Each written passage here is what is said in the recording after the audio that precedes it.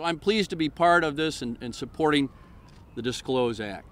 I just want to say a word about the context.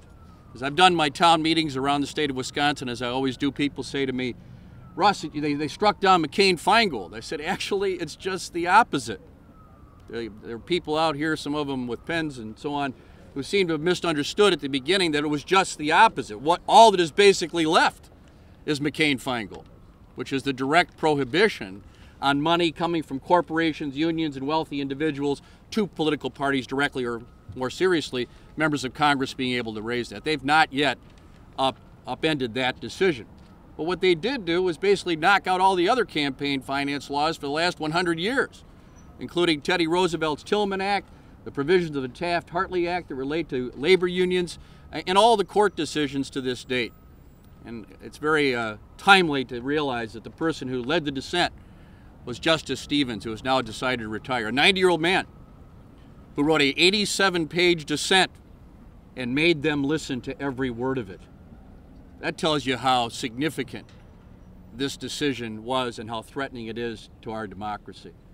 And so, as he indicated in the dissent, people don't want corporations to have the same powers as all of us.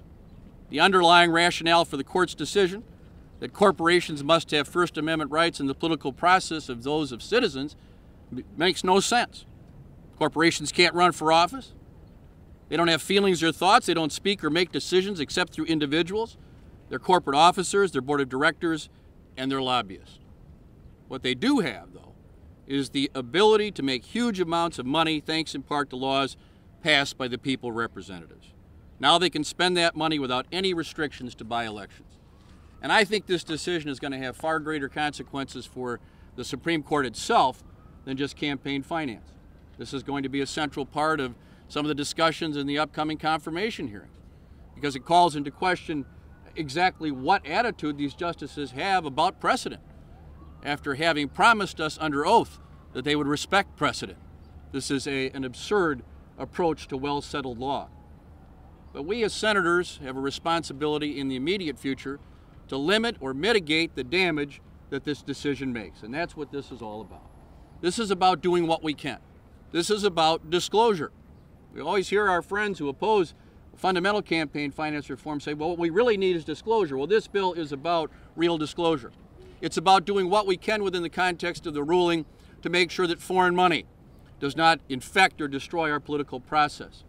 It's also about making sure that we have whatever rights that are permitted under the decision for those who question the receipt of government money for government contracts and still running ads like this.